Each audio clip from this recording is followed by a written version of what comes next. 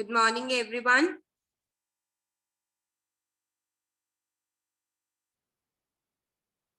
जो बोर्ड पे लिखा हुआ है ना, नोटबुक्स में लिखो, नोट्स में बनाओ। ये आपको पता ही है, हमने नोट कर ही लिया है क्वेश्चंस की प्रैक्टिस में, but still for the sake of completion of notes एक बार लिख लो, क्योंकि जब रिवाइज करोगे तो जल्दी याद आ जाएगा क्या किया था।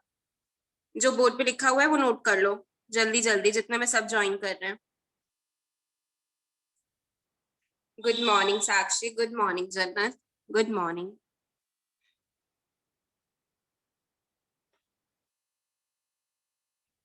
एक बार लिख लो, फिर मैं एक्सप्लेन कर भी दूंगी।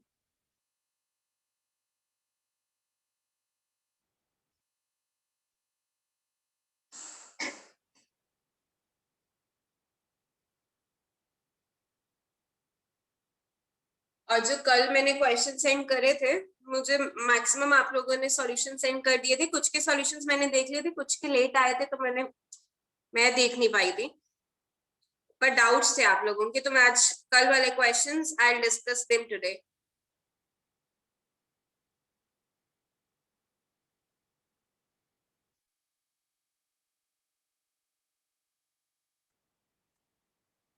और जो न्यू स्टूडेंट्स हैं, मैंने आप लोगों को लिंक तो शेयर कर दिया था हमारी पुरानी वीडियोस का, जो अभी तक लेक्चर्स हो गए हैं। अभी हमारा डायमेंशनल एनालिसिस कंप्लीट हो जाएगा, then will be starting error analysis. तब आपको समझ आ जाएगा वो वाला टॉपिक से जब कंटिन्यू करेंगे। रिपू बच्चा, मैंने सिर्फ यही लिखा है कि जो बोर्ड बोला है, समझाया नहीं, अभी समझाना है। मैंने कहा है जो बोर्ड पे लिखा है उसको नोट करो। अगर आपने लेट ज्वाइन किया है तो बेटर है स्क्रीनशॉट ले लो, स्क्रीनशॉट ले लो, फिर मैं एक्सप्लेन करती हूँ।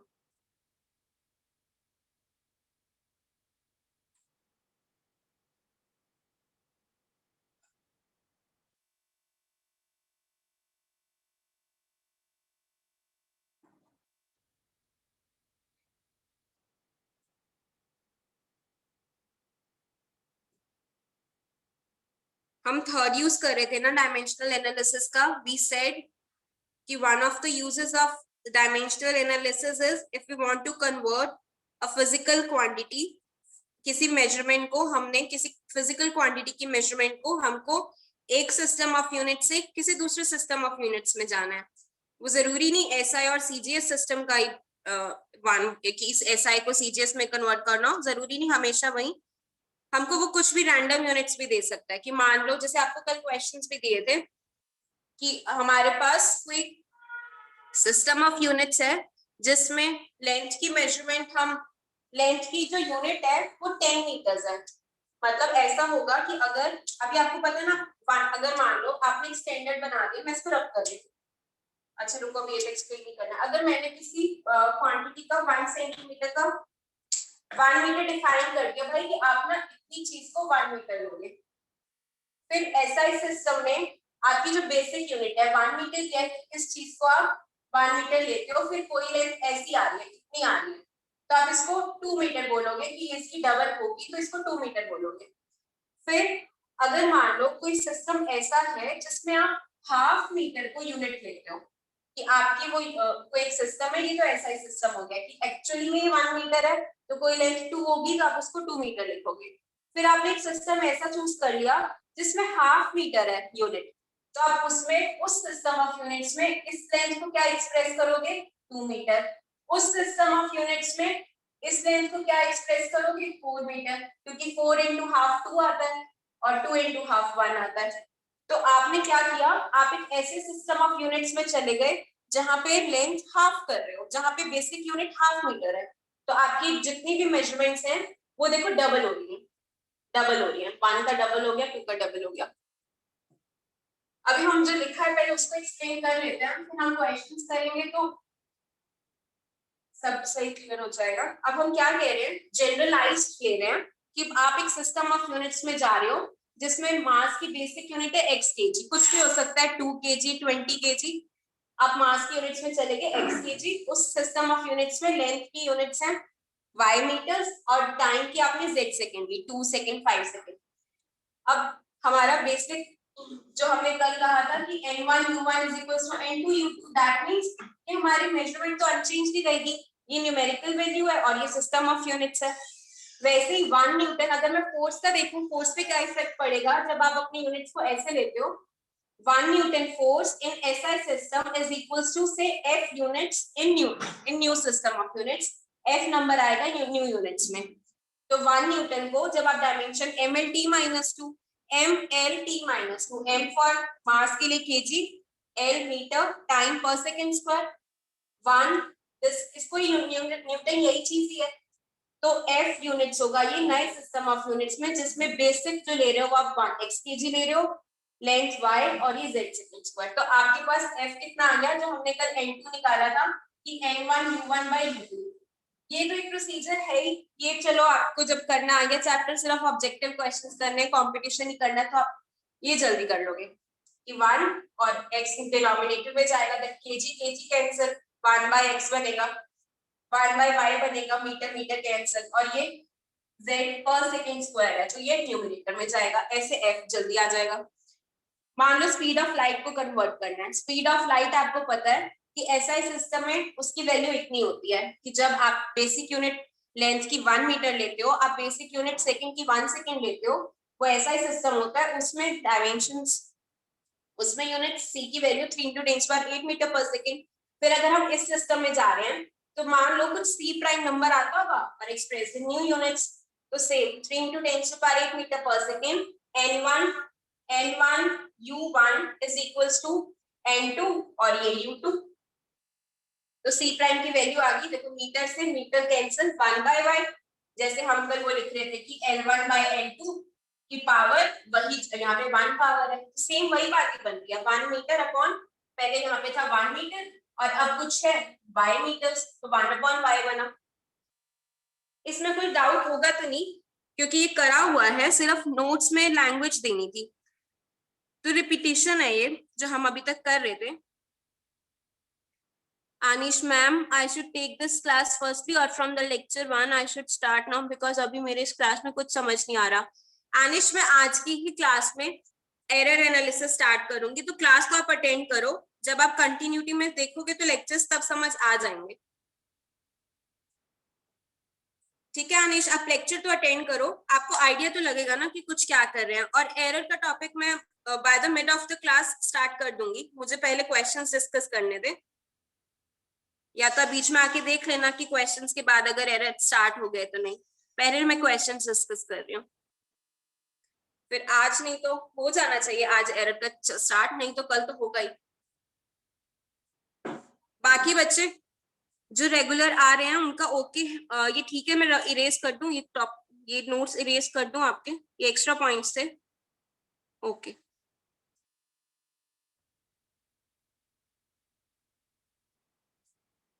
अच्छा, क्वेश्चंस कल होमवर्क में मिले थे, उसका फर्स्ट क्वेश्चन तो सबने कर लिया था, सबका ही करेक्ट था, वो तो इजी था।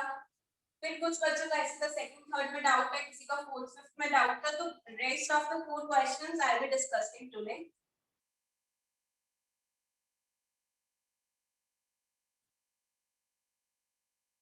देखो सेकंड क्वेश्चन कह रहा है कि if the units of force, energy and velocity are 10 newton, कि आप एक ऐसे सिस्टम में चले गए हो जहां पे फोर्स का 1 न्यूटन मेजरमेंट नहीं है, 1 न्यूटन है एसआई में, तो आप ऐसे सिस्टम में चले गए जहां पे फोर्स की है 10 न्यूटन यूनिट्स, एनर्जी की 100 जूल और वेलोसिटी की 5 मीटर पर सेकेंड। आपको लेंथ, मास और टाइम की बतानी है।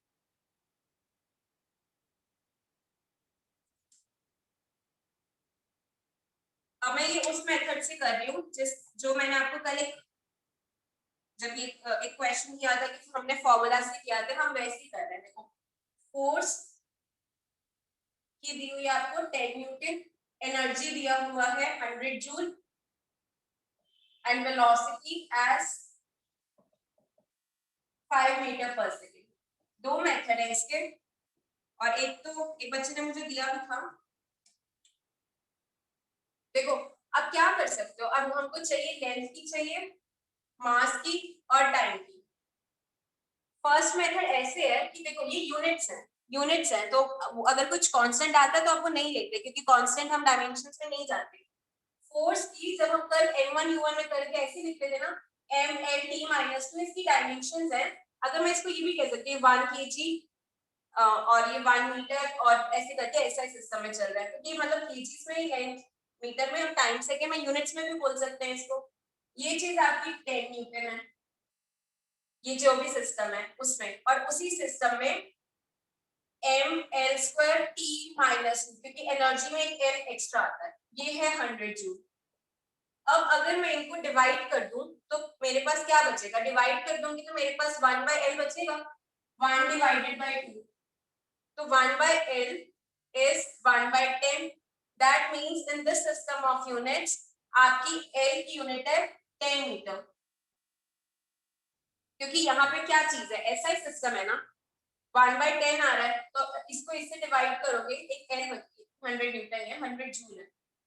ये ऐसा ही सिस्टम है राइट साइड पे, और लेफ्ट साइड पे आपका न्यू सिस्टम ऑफ यूनिट्स है। ये न्यू सिस्टम है जो आपको क्वेश्चन में दिया हुआ है, और उसकी डायमेंशंस यहाँ पे अगर मैं फोर्स वाली लिखती तो वो 10 न्यूटन है, बाकी mlt-2, मतलब ऐसे लिख सकते हो ना, mlt-2 इधर, m1l1t-2 इधर 10, और फिर वो 1 kg वाली सब, और ये सारा आपको पता है mlt-2 ही बनना था, तो एक l बचा आपके पास, वो आ गया 1/10।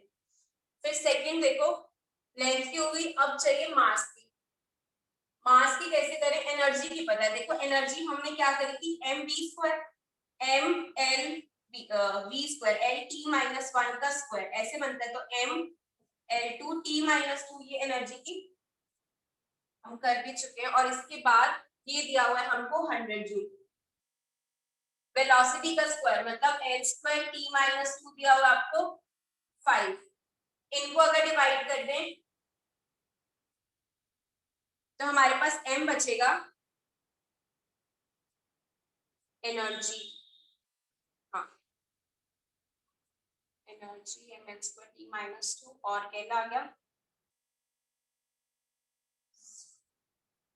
ठीक है, और इसका स्क्वायर भी करना पड़ेगा 25, क्योंकि v का स्क्वायर है, तो इनको डिवाइड कर दोगे तो 100/25 4 kg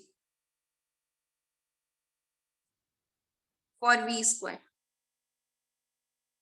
हाँ v² लिखा है। नेक्स्ट बचा हमारे पास मास का भी हो गया, और अब रह गया टाइम का। टाइम का देखो कैसे करोगे, टाइम का हम कर सकते हैं कि हमारे पास lt-1 है 5, l आ गया 10, तो t-1 बचा 5/10, t बच गया 10/5, और ये आ गया 2 सेकेंड। तो हमारी न्यू सिस्टम में लेंथ की यूनिट्स हैं 10 मीटर, मास की यूनिट्स 4 kg और टाइम की 2 सेकेंड। किसी को इस मेथड में डाउट है कि ये शॉर्टकट लग रहा हो और समझ ना आ रहा हो, या हो गया? मैम v का स्क्वायर क्यों किया बच्चा, v का स्क्वायर इसलिए किया, v का स्क्वायर इसलिए किया क्योंकि एनर्जी में mv² था ना, एनर्जी में mv² था और मुझे v मिला हुआ था, mv² था और v की भी पता थी, तो इसने v का स्क्वायर कर दिया ताकि कैंसिल कर दिया। mv² पता था, मुझे v पता था lt-1, lt-1 पता था 5 है, मैंने इसका स्क्वायर कर दिया इसीलिए ताकि कैंसिल कर जाए और m आ जाए, ठीक है। और डाउट तो किसी को नहीं है? मैम केजी एंड सेकंड क्यों लिखा? क्योंकि बच्चा जैसे मैंने इससे पहले आपको बताया था कि जैसे किसी हम यूनिट में चले गए जहां पे फंडामेंटल है 2 मीटर्स, केजी में इसलिए लिखा क्योंकि क्या आपको क्या कह रहा है कि आप ऐसे सिस्टम में चले गए जहां पे आप आपकी यूनिट 1 यूनिट जो है ना वो 10 न्यूटन की इक्वल है, तो आपका 1 केजी अगर यहाँ पे वो बेसिक 1 केजी है, वहां पे वो 4 केजी आ रहा है। मैं अभी एक और मेथड से भी बता रही हूँ।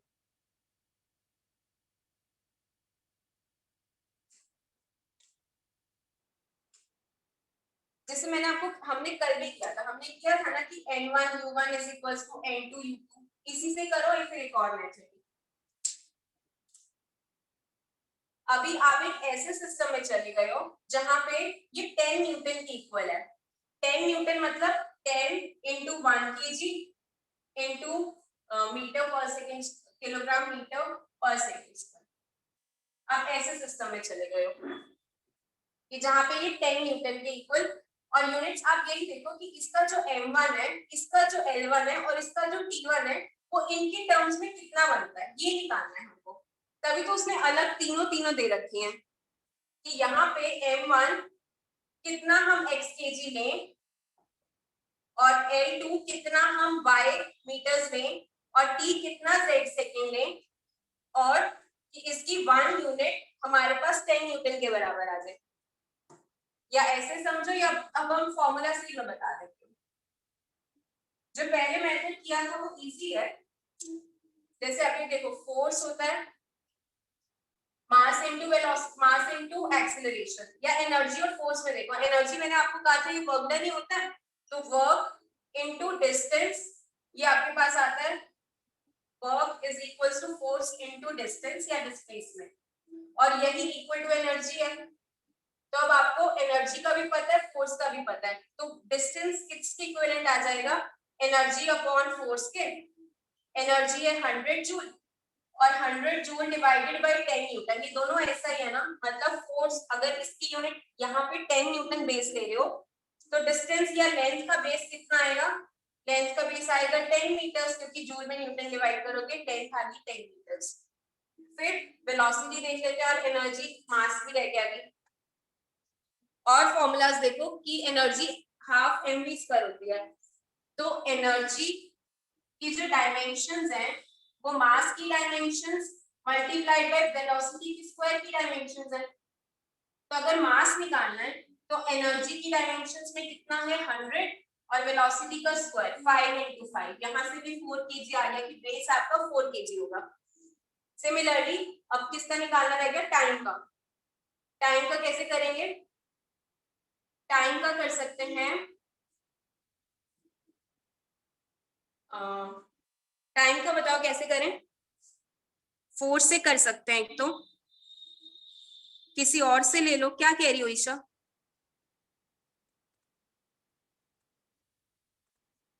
किसी और से ले लो, क्या ले लो।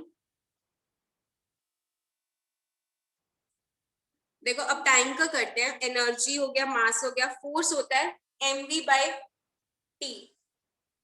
हम इससे कर लेते हैं कि फोर्स मास इनटू एक्सेलरेशन होता है, एक्सेलरेशन होता है वेलोसिटी अपॉन टाइम। जरूरी नहीं जो मैं लिख रही हूँ यही फॉर्मूला लगाना है, मेरे दिमाग में यही आया तो मैं यही लगा रही हूँ। तो अब मुझे टाइम का चाहिए, टाइम के लिए मैं क्या करूंगी, मास की, मास है 4 kg और वेलोसिटी है 5 metre per second divided by force आएगा, फोर्स है 10 न्यूटन, तो टाइम यहां से भी आ गया 2 सेकेंड। सेकेंड क्वेश्चन मैंने आपको 2 मेथड से बताया है, जिसको जो मेथड समझ आया वो ठीक है।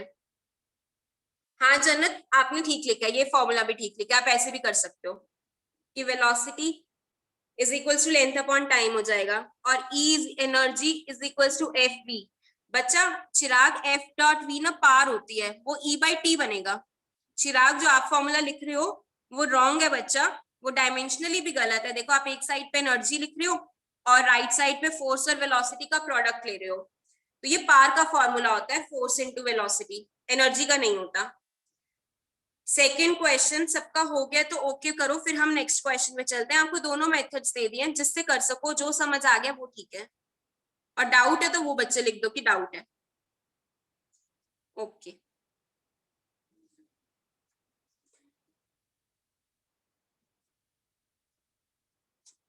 धृति, हम एक ऐसे सिस्टम में जा रहे हैं जो मैंने आपको स्टार्टिंग में क्लास में नोट्स लिखवाए हैं। आप कह रहे हो कि हम किलोग्राम और सेकेंड लिख रहे हैं, तो हम एक ऐसे सिस्टम में जा रहे हैं जहां पे, जैसे आप कह रहे थे किसी सिस्टम में 1 मिनट थी, अब ऐसे सिस्टम में जा रहे हैं जहां पे बेस 1 मीटर ना होके 4 जितना भी है 10 मीटर्स है।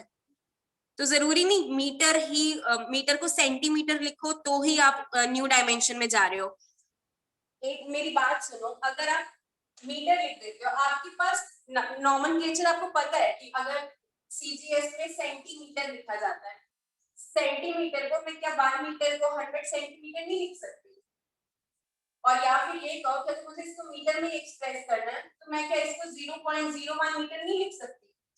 आप कह रहे हो कि मीटर क्यों लिख दिया? सेंटीमीटर आपको पता है, सी लगा दो तो वो नया सिस्टम बन गया सीजीएस। मैं इसको ये बोल देती हूँ, मैं नहीं बताती सीजीएस में सेंटीमीटर, मैं आपको ये कह रही हूँ आप एक ऐसे सिस्टम में जा रहे हो जहां पे बेस है 0.01 मीटर, अब ये है ही 1 सेंटीमीटर।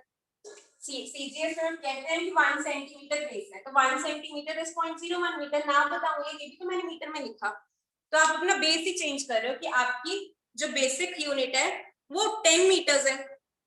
जैसे सेंटीमीटर को 0.01 मीटर हम कहते हैं, ये बेस में चले गए, तो आप एक ऐसे सिस्टम में जा रहे हो जहां पे 10 मीटर्स है, तो प्रॉब्लम क्या है? 10 मीटर्स को मैं बता देती हूँ, उसको डेकामीटर भी बोल सकते हैं, तो डीएम लिख दो। तो अब डीएम करने से आप समझ लो नया सिस्टम आ गया।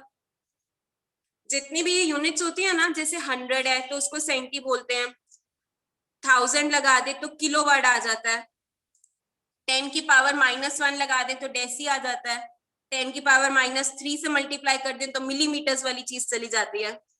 तो 10 मीटर के लिए भी डीएम वर्ड आ जाएगा, तो वो आपको, वो भी मैं एक चार्ट दे दूंगी जब मैं वो उस चीज पे आऊंगी कि प्रीफिक्स और सबस्क्रिप्ट वाली चीजें, प्रीफिक्स और प्रीफिक्स ही बोलते हैं कि क्या चीजें आ जाती हैं। ये पूछ कौन रहा था? ये धृति पूछ रही थी। तनिष्क क्या रिपीट करना है? मैंने धृति का डाउट बताया है। धृति बोल रही थी कि आप मीटर में क्यों लिख रहे हो, तो मैंने ये बोला कि आप सेंटीमीटर को भी तो मीटर में एक्सप्रेस कर सकते हो, 1 सेंटीमीटर को 0.01 मीटर बोलते हो। तो आप एक ऐसे सिस्टम में गए जहां पे सिस्टम ऑफ यूनिट्स में जहां पे बेस आपका 0.01 मीटर है, कि आप यूनिट 0.01 मीटर लेते हो, बस यही चीज एक्सप्लेन करिए। नेक्स्ट क्वेश्चन पे आ जाओ। देखो जो न्यू स्टूडेंट्स हैं, आज की क्लास अगर पुराने लेक्चर्स अटेंड नहीं करे ना, नई वीडियोस देखी, तो आज की क्लास में प्रॉब्लम आ रही होगी क्योंकि क्वेश्चंस करा रही हूं, होमवर्क में दिए हुए। अब स्पीड ये बच्चों ने थोड़ी सी स्लो कर दी है, तो आज शायद पता नहीं एरर स्टार्ट होता है नहीं होता, लेट्स सी। नेक्स्ट क्वेश्चन देखो कि the units of length, velocity and force are doubled, which of the following is the correct change in the other units? आपने क्या किया है कि ऐसे सिस्टम में चले गए जहां पे लेंथ की, जैसे मान लो लेंथ की 1 मीटर लेते हैं तो आप 2 मीटर ले रहे हो, और वेलोसिटी की भी डबल कर दिया, 2 मीटर पर सेकेंड कर दिया, और फोर्स की भी आपने यूनिट 2 न्यूटन कर दिया। अब आप ऐसे सिस्टम ऑफ यूनिट्स में चले गए जहां पे आपने अब ये बेस दे रखे हैं, जो मैंने क्लास में पहले अभी लिखवाया, स्टार्टिंग में आपकी क्लास स्टार्ट होती ही आप उससे इसको कोरिलेट कर सकते हो। अभी तक जितने एग्जांपल्स किए उससे समझो। अब वो कह रहा है यूनिट ऑफ टाइम, किस किस पे इफेक्ट देखना है हमने? टाइम पे, मास पे, मोमेंटम पे और एनर्जी पे, कि इनकी यूनिट्स पे क्या इफेक्ट पड़ेगा। अगर ऐसे सिस्टम में जा रहे हो जहां पे लेंथ की यूनिट 2 मीटर है, बेसिक एसआई में 1 मीटर है, सीजीएस में 1 सेंटीमीटर है, which is equals to 0.01 metre. Similarly ऐसे सिस्टम में चलेंगे जहां पे 2 मीटर है यूनिट्स, तो टाइम पे क्या इफेक्ट पड़ेगा? टाइम का कर लेते हैं कि v और l दिया हुआ है, तो लेंथ या टाइम कह लो, टाइम इज लेंथ की यूनिट्स अपॉन वेलोसिटी की यूनिट्स।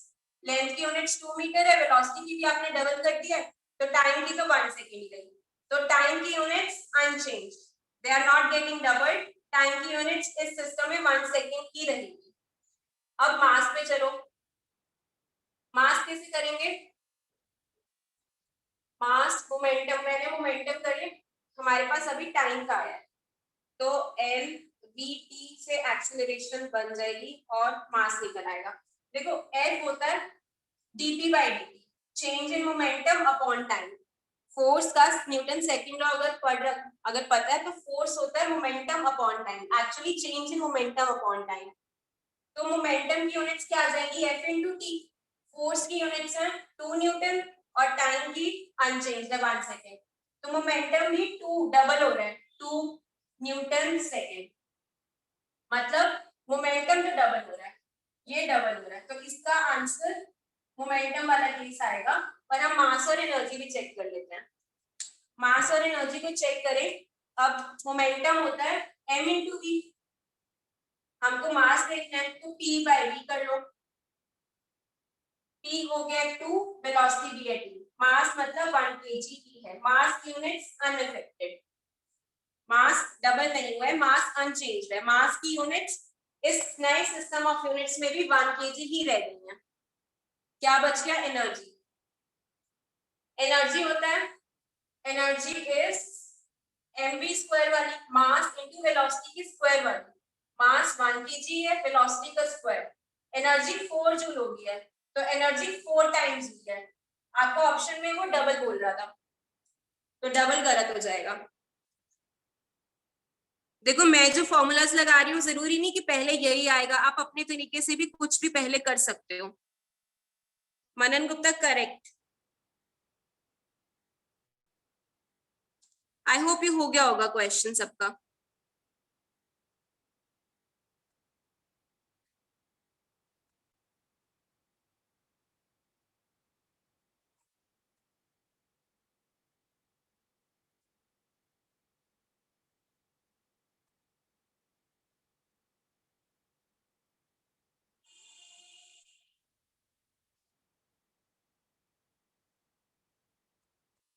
मैम मोमेंटम रिपीट कर दो।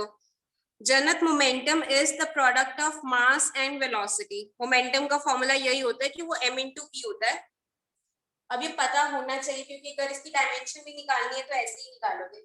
तो p क्या हो जाएगा? वो मास चाहिए था मुझे, तो p बाई v आया। p आपने यहाँ देखा कि वो 2 टाइम्स हो गया, इसमें सिस्टम ऑफ यूनिट्स में मोमेंटम 2 न्यूटन पर सेकंड, मतलब 2 टाइम्स है। वेलोसिटी आपको क्वेश्चन में दे रखा था, तो डिवाइड करके 1 आया। अब क्वेश्चन नंबर 4 में हमने कल एक बात करी थी ना कि जो हमने फंडामेंटल यूनिट 7 फंडामेंटल यूनिट्स दे रखी है, जरूरी नहीं आप वही लो। आपका फंडामेंटल यूनिट्स का चूज करने का क्राइटेरिया ये होना चाहिए कि आपकी कोई भी 2 यूनिट्स हैं उनका कुछ आपस में रिलेशन ना हो, ये ना कि 2 को कंबाइन करके हम तीसरे निकाल सकते हैं, तो वो थर्ड फंडामेंटल नहीं बनी। अब आपके पास ऑप्शन थे लेंथ, मास और एक्सेलरेशन वाला। आप अपना वरना ये भी दिमाग में रखो, आपके पास जो चूजन है एक्चुअली में साइंस ले रखी है तो वो तो अपने इंडिपेंडेंट ही होंगी। तो एल, एम और टी ये तीनों आपस में इंडिपेंडेंट हैं। अगर आपके पास जितने भी फॉर्मूलाज में जितनी भी क्वांटिटीज, जैसे 3 क्वांटिटीज दे रखी हैं, उनमें ये तीनों टर्म्स प्रेजेंट हैं, तो वो आप ले सकते हो, वो आप फंडामेंटल क्वांटिटीज का सेट में ले सकते हो। जैसे एक दिया हुआ है लेंथ, मास और एक्सेलरेशन। फर्स्ट है लेंथ, मास और एक्सेलरेशन। लेंथ भी दिया हुआ है, मास भी दिया हुआ है, थर्ड यूनिट एक्सेलरेशन भी है।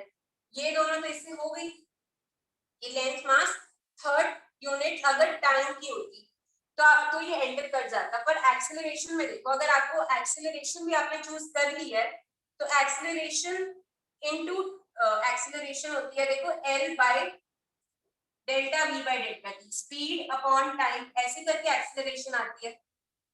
स्पीड होती है length upon time, length upon time, तो यहाँ पे टी स्क्वायर हो गया, टी आना चाहिए बस। तो एक्सेलरेशन को आप एल टी स्क्वायर लिख सकते हो, एल टी माइनस 2 लिख सकते हो।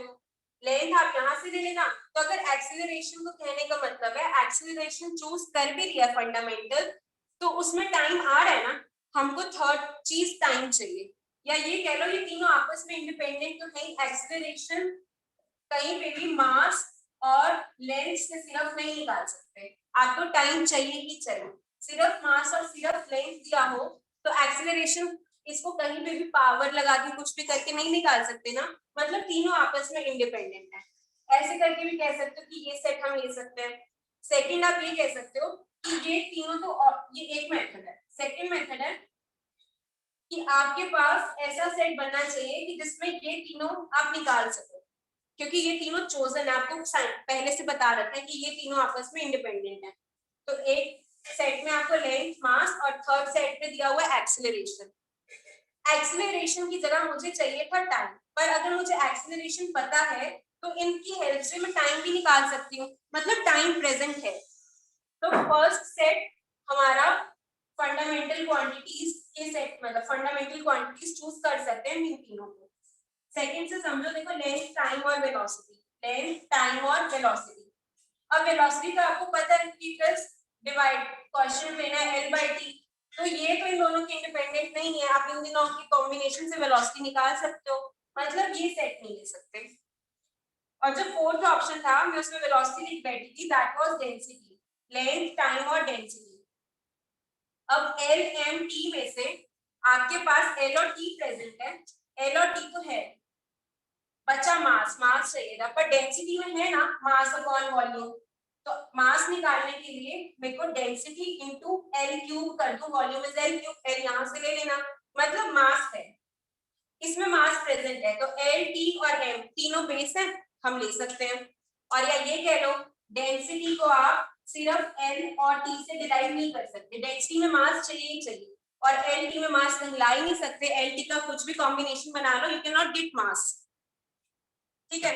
और लास्ट ऑप्शन है मास, टाइम और वेलोसिटी, ये आपको पता है इंडिपेंडेंट है कि मास, टाइम और वेलोसिटी, वेलोसिटी मतलब वेलोसिटी में लेंथ प्रेजेंट है, तो थर्ड फंडामेंटल क्वांटिटी आपके पास लेंथ है। फोर्थ क्वेश्चन, किसी को कोई प्रॉब्लम है? अभी तक जितने क्वेश्चंस करे हैं किसी को कोई डाउट हो, लग रहा हो नहीं समझ आ रहा? ठीक है, सृष्टि का ओके आ गया तो सबका ओके ही होगा, ये सिंसियर बच्चा है।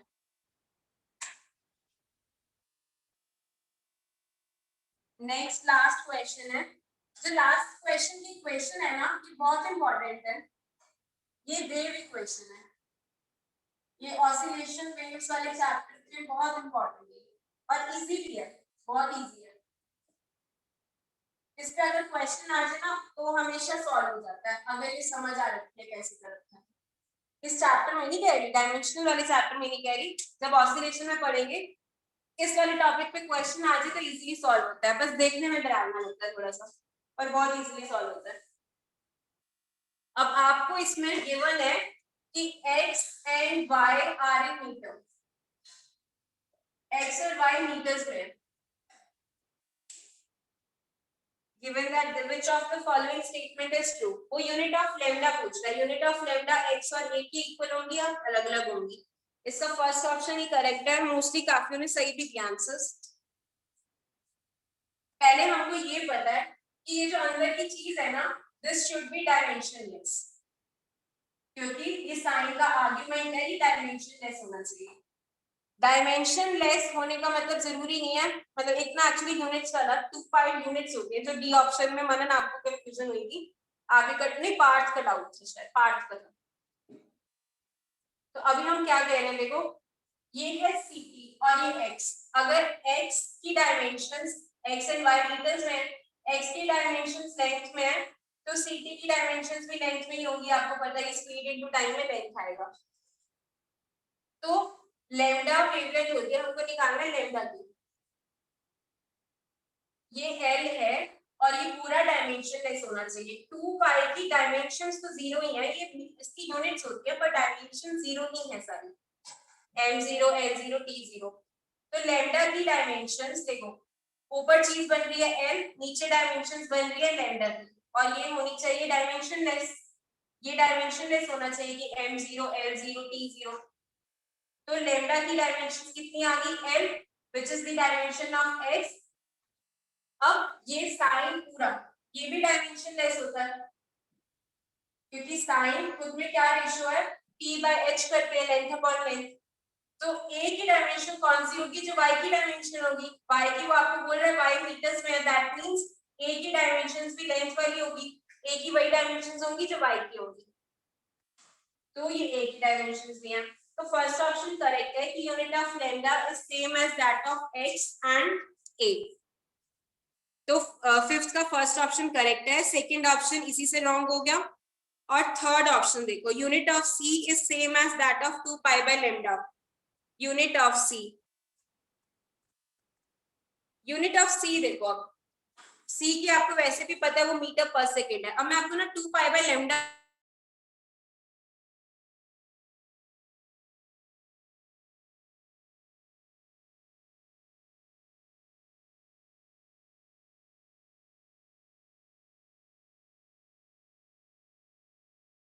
उसके साथ मैंने ये लिखा था कि प्लस 2 सप्लीमेंट्री यूनिट्स, मैंने ऐसे लिखा था। वो 2 सप्लीमेंट्री यूनिट्स हैं, एक है एंगल की, एक है प्लेन एंगल की और एक है सॉलिड एंगल की। प्लेन एंगल की और एक सॉलिड एंगल की। प्लेन एंगल की यूनिट्स होती हैं रेडियन। जैसे यहाँ पे साइन थीटा लिखूं तो थीटा रेडियंस में लेना होता है कि sine 2 pi, sine pi by 4। तो ऊपर है रेडियन और नीचे लैम्डा की यूनिट्स मीटर। तो 2 पाई बाय लैम्डा इसको बोलते हैं, जब ये क्वेश्चन पढ़ोगे इसको प्रोपगेशन कांस्टेंट बोलते हैं, प्रोपगेशन कांस्टेंट। और इसकी यूनिट्स होती है रेडियन पर मीटर।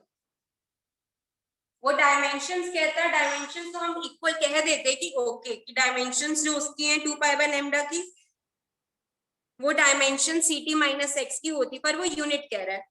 पहली बात तो जो सी थर्ड ऑप्शन है उसमें कह रहा है सी की यूनिट 2 पाई बाय लैम्डा की यूनिट्स की इक्वल है, तो सी तो वेलोसिटी है मीटर पर सेकेंड और 2 pi by lambda angle upon length आ रहा है।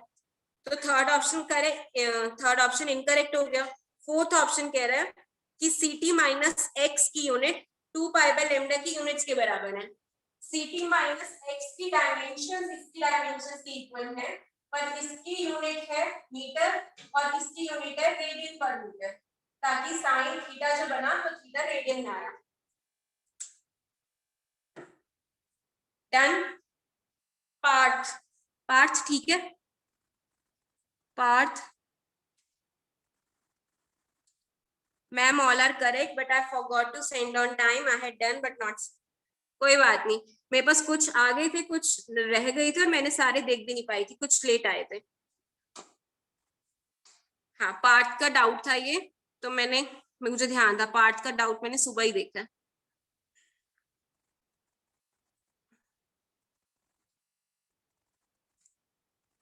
चलो अब हम आगे चल रहे हैं।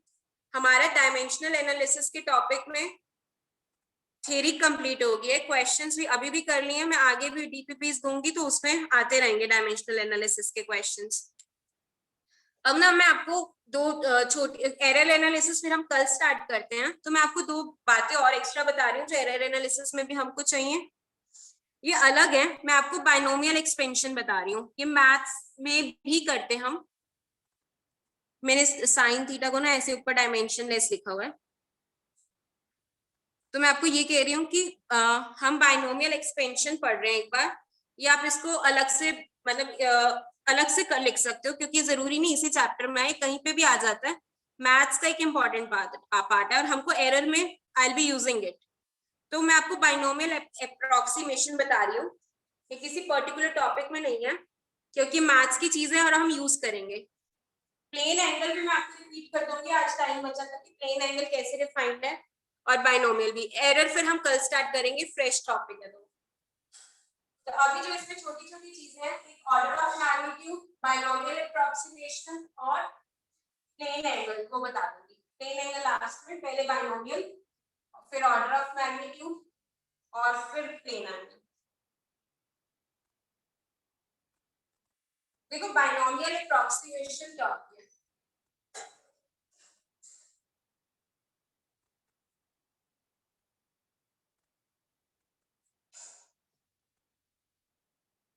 आपके पास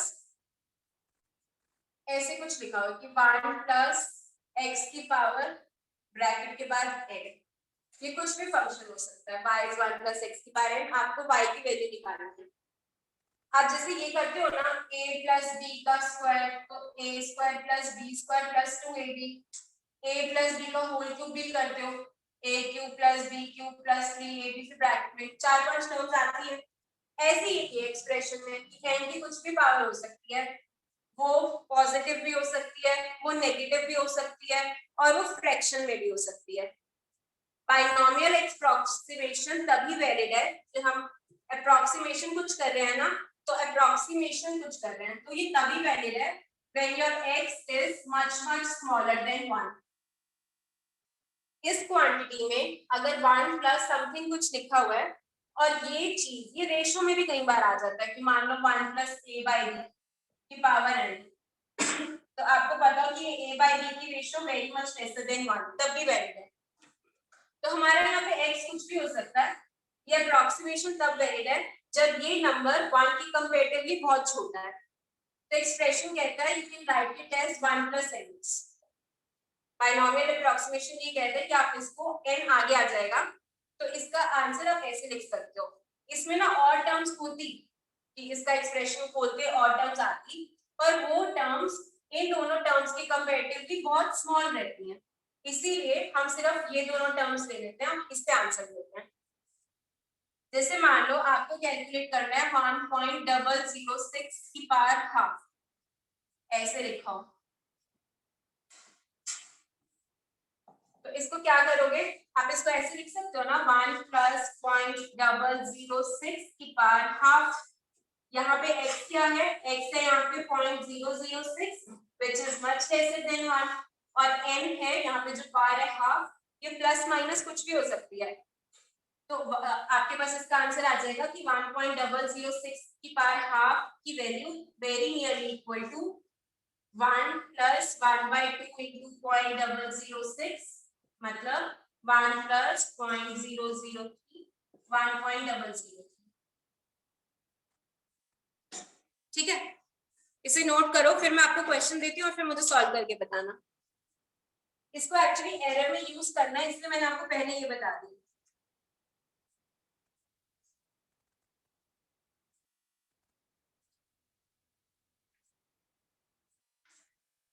ये अप्रोक्सीमेट वैल्यू निकाल रहे हो इसलिए इसका अप्रोक्सीमेशन बोला गया है।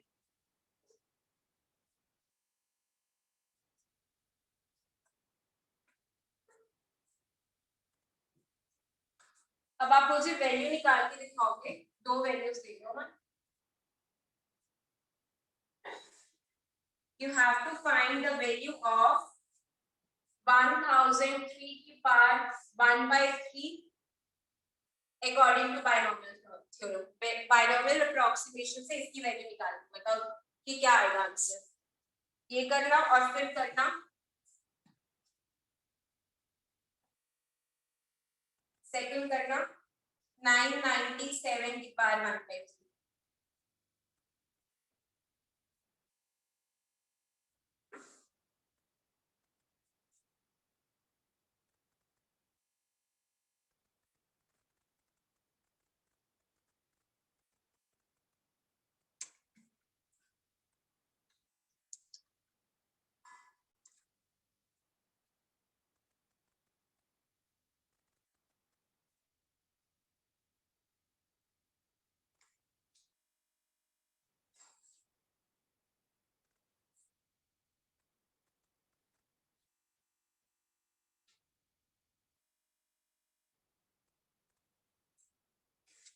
मैं सबके आंसर्स की वेट कर रही हूँ, फिर कराऊंगी।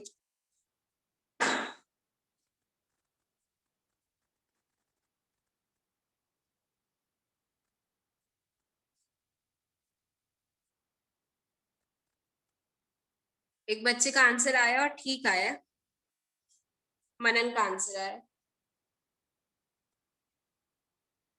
मनन पहले किया हुआ है बायनोमियल या फर्स्ट टाइम कर रहे हो आज? मनन पहले किया हुआ है आपने? वैसे ही पूछ रही हूँ, वैसे तो हो जाएगा, टफ है ही नहीं। नहीं, फर्स्ट टाइम किया।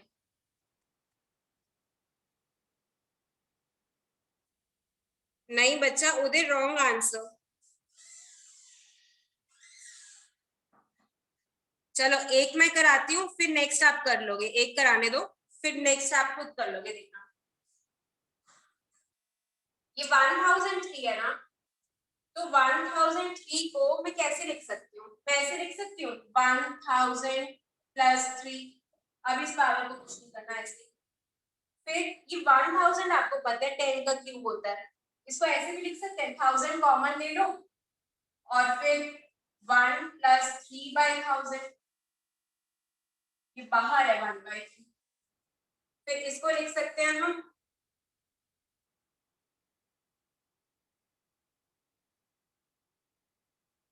कि ये 1000 के ऊपर भी है 1/3 और 1 + 3/1000 के ऊपर भी है 1/3।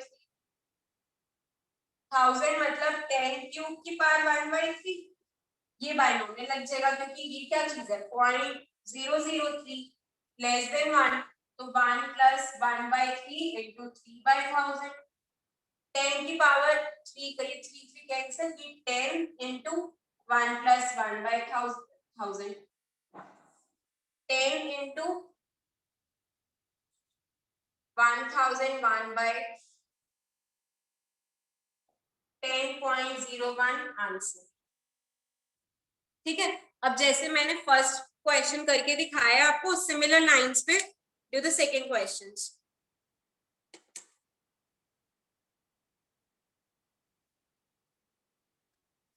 तनिष, एक मिनट बच्चा, आपका नेटवर्क प्रॉब्लम होगा, बाकी कोई और बच्चा नहीं कह रहा कि वीडियो क्लियर नहीं है, तो आपके नेटवर्क में इश्यू है बच्चा।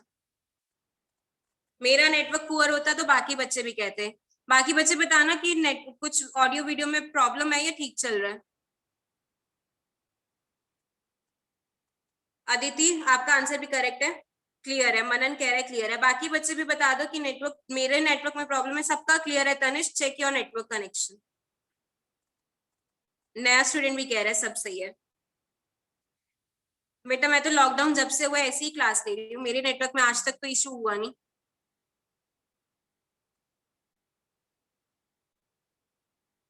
सेकंड क्वेश्चन का आंसर दो मुझे। Ma'am can you please repeat example 2? बच्चा सेकंड तो मैंने बताया नहीं है। रिपू, मैं आपको, आप क्या कह रहे हो रिपीट करने को? मैंने सिर्फ 1003 वाला रिपीट सिर्फ एक्सप्लेन किया है। मैंने ये कहा जैसे ये किया इसको आप करो, सेकंड नहीं किया मैंने अभी। सेकंड क्वेश्चन अभी मैंने किया ही नहीं है। सेकंड क्वेश्चन का तो मैं आपसे आंसर मांग रही हूँ। मनन, आपका आंसर करेक्ट है। अब तो मेरे पास इसका आंसर सबका आ जाना चाहिए क्योंकि फर्स्ट के जैसा ही करना है। जन्नत, साक्षी करेक्ट, अदिति करेक्ट।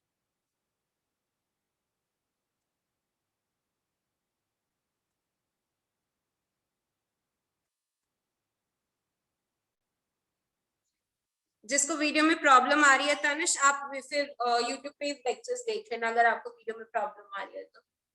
उदय करेक्ट, ठीक है। सेकंड आप लोग कर लोगे है ना? सब लोग कर लोगे?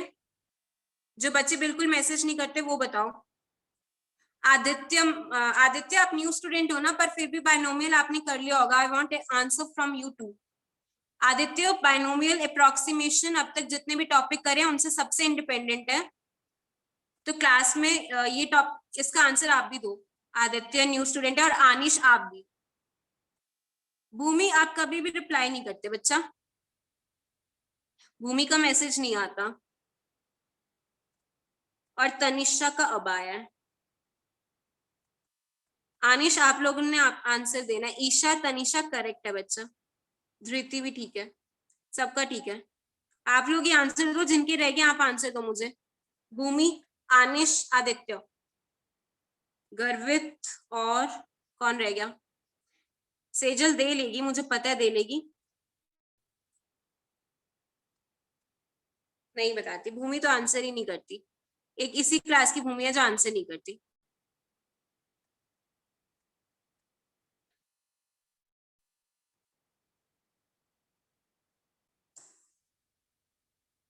ये तो मैंने मैथ्स में आपको बायनोमियल लगा के दिखाया ना। इसके बाद एक क्वेश्चन फिजिक्स का दूंगी, फिजिक्स में कैसे हम बायनोमियल लगाते हैं।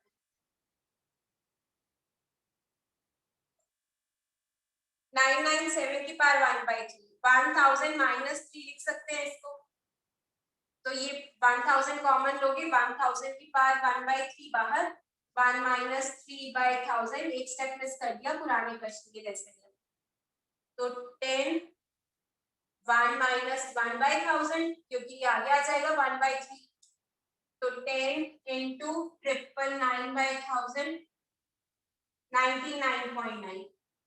यहां से यहां कैसे आए कि मैंने इसमें बायनोमियल लगाया कि 10 into 1 - 1/3 into 3/1000। अब फिजिक्स का क्वेश्चन करो। ये तो मैथ्स में आ गया कि अच्छा बायनोमियल ऐसे लगानी है। जो लिख रही हूँ ये थर्मोडायनेमिक्स में आता, या चेंज इन टेम्प, हम चेंज इन लेंथ वगैरह करेंगे जब, तो आपको वैल्यू निकालनी है। ये k कुछ कांस्टेंट है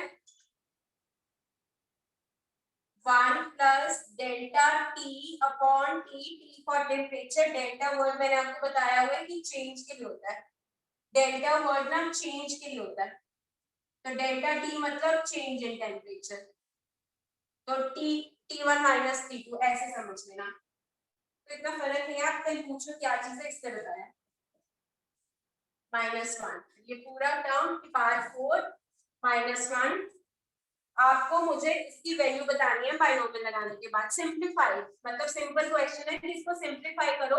मैं आपको बोल रही हूँ कि delta T is much lesser than T naught, ये बहुत छोटा है as compare to T naught, तो इसको सिंपलीफाई करके इसकी वैल्यू बताओ मुझे बाइनोमियल लगा के।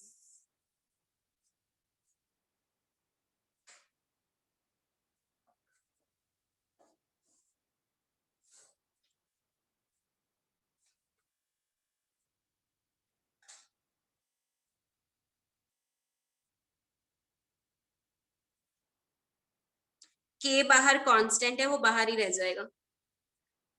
Ma'am I was taking the previous classes, this I will do later, it's okay, it's upon you, कैसा करना है आपको। कल फ्रेश टॉपिक स्टार्ट होगा अनिश, तो कल की क्लास आप एकदम रेगुलर लोगे, पर फिर भी पुराने लेक्चर्स देखने हैं, सिग्निफिकेंट फिगर्स का देख के आना, वो उसमें थोड़ा सा यूज हो जाता है।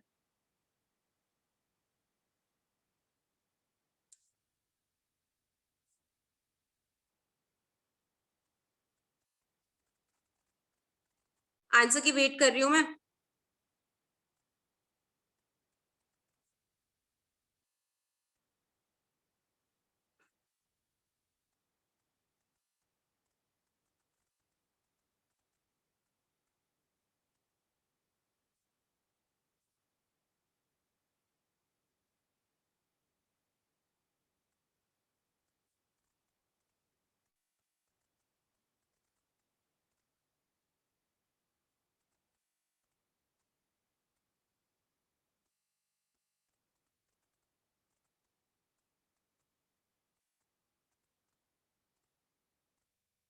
चलो मैं इसको सॉल्व कर रही हूँ, यही लास्ट क्वेश्चन है आज हमारा।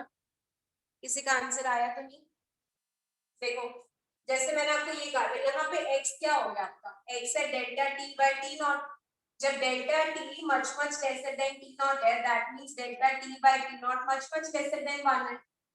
अगर कंपेयर करो तो ये 1 प्लस एक्स की पावर n यहाँ आया ना, तो इसका क्या वैल्यू हो जाएगी, देखो k इसमें बाइनोमियल लगेगी, 1 प्लस 4 आगे आ जाएगा delta T by T naught, ऐसे है, ये है ना 1 प्लस एक्स, मतलब आपका 1 प्लस एक्स की जगह पे ये चीज है, तो ये बन गया 1 plus 4 delta T by T naught, -1 भी था, अब ये -1 और +1, आंसर आएगा 4k delta T by T naught, ये आंसर है।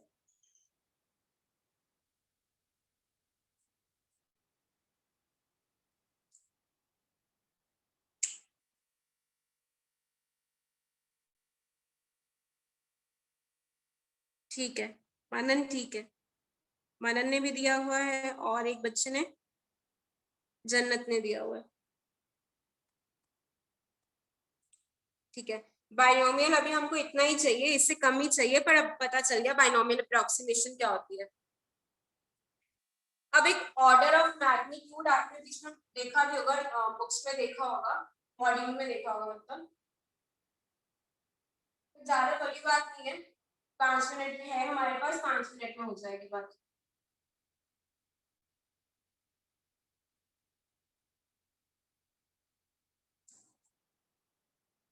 ऑर्डर ऑफ मैग्नीट्यूड,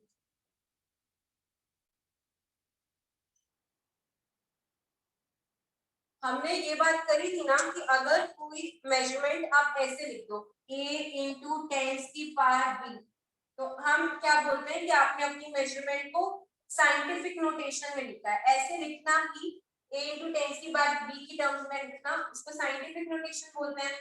और आपका a होना चाहिए बिटवीन, मतलब लेस देन 10 होना चाहिए, a should be less than 9.99 भी हो सकता है। ए को बी को, ए को बेस बोलते हैं और बी को एक्सपोनेंट बोलते हैं, ऑर्डर ऑफ मैग्नीट्यूड ऐसे है कि अगर आपका a लेस देन और इक्वल टू 5 है तो आप कहोगे आपकी मेजरमेंट का ऑर्डर ऑफ मैग्नीट्यूड है b, और अगर आपका a ग्रेटर देन 5 है तो आप कहोगे आपकी मेजरमेंट का ऑर्डर ऑफ मैग्नीट्यूड है b+1। ये बता क्या रहा है? ये ऑर्डर ऑफ मैग्नीट्यूड का मतलब ना, इससे पता आपको ये चलता है कि अप्रोक्सीमेटली आपकी जो मेजरमेंट है वो किस ऑर्डर की है, वो हंड्रेड्स में है, वो थाउजेंड्स में है, वो टेंस की पावर 13 अगर लिखा जाता है, बी अगर 13 है तो मतलब आपकी मेजरमेंट है of the order of tens की पावर 13। एक रफली आइडिया मिल जाता है कि किस रेंज की मेजरमेंट है। कि अगर 4000 है तो आप रफली कहोगे ना कि 4 देखो 4 into टेंस की पावर 3 लिखोगे तो आप कहोगे ऑर्डर ऑफ मैग्नीट्यूड है 3 और ऑर्डर मेजरमेंट का ऑर्डर है थाउजेंड्स में, कि थाउजेंड्स में आपकी मेजरमेंट है। 4000 थाउजेंड्स की रेंज में ही आता है, ये लाख की रेंज में नहीं आता और ये करोड़ वाली रेंज में नहीं आता, ऐसा टाइप। तो ये दोनों बातें याद रखनी है कि ऑर्डर ऑफ मैग्नीट्यूड ये बात है कि अगर स्पीड ऑफ लाइट है तो मैं पूछूं स्पीड ऑफ लाइट का ऑर्डर ऑफ मैग्नीट्यूड क्या है, ऑर्डर ऑफ मैग्नीट्यूड है 8। सिर्फ ऑर्डर पूछा तो हम कहते हैं 10 की पावर 8 के ऑर्डर का मेजरमेंट है, 10 की पावर की 8 की ऑर्डर की स्पीड है, और ये पूरा वर्ड लिखा हो तो आपको एक पावर बतानी होती है। तो अगर क्योंकि राउंड ऑफ हो जाएगा ना, देखो 5 से बड़ा है मतलब अगर आपका ये 6 into 10 की पावर 9 की कुछ मेजरमेंट है तो इस 6 के बाद 9 जीरोस हैं तो वो रफली हम 10 की पावर 10 का ऑर्डर बोलते हैं, क्योंकि ये 6 ग्रेटर देन 5 हो गया तो आपको पता है 6 का राउंड ऑफ करें तो वो 10 लिखोगे ना, लेस देन 5 तो नहीं लिखोगे, 6 का मतलब 10 की रेंज में, तो एक 10 यहाँ से आया, एक 10 यहाँ से, 10 की पावर 20, इसलिए b+1 की है। कुछ ज्यादा बड़ी बात नहीं है ना इसमें, ऑर्डर ऑफ मैग्नीट्यूड में नहीं भी बताती तो आपको पढ़ के भी क्लियर हो जाता। ठीक है, तो अब हम कल स्टार्ट करेंगे, बिल्कुल एरर एनालिसिस से स्टार्ट करेंगे। मैं आज आपके मॉड्यूल में क्वेश्चंस देख लूंगी, आपके मॉड्यूल में से कितने क्वेश्चंस हो जाने चाहिए, तो आपको मॉड्यूल के क्वेश्चंस का ही होमवर्क मिलेगा। उदय कह रहा है क्लियर, तो सबको क्लियर होगा, उदय क्लास में स्टार्टिंग से ही है। जो न्यू स्टूडेंट्स हैं कल से क्लास अच्छे से हो जाएगी आपकी, और फिर भी मैं कहूंगी अपनी रिकॉर्डिंग्स जितनी जल्दी हो सके देख लो, डाउट्स हो तो मुझसे पूछ लेना, ठीक है। सी यू टुमारो। किसका एग्जाम्पल दूं उदय, किसका एग्जाम्पल दूं?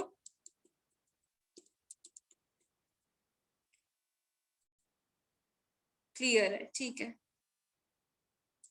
चलो okay, see you tomorrow, revise your notes, bye bye.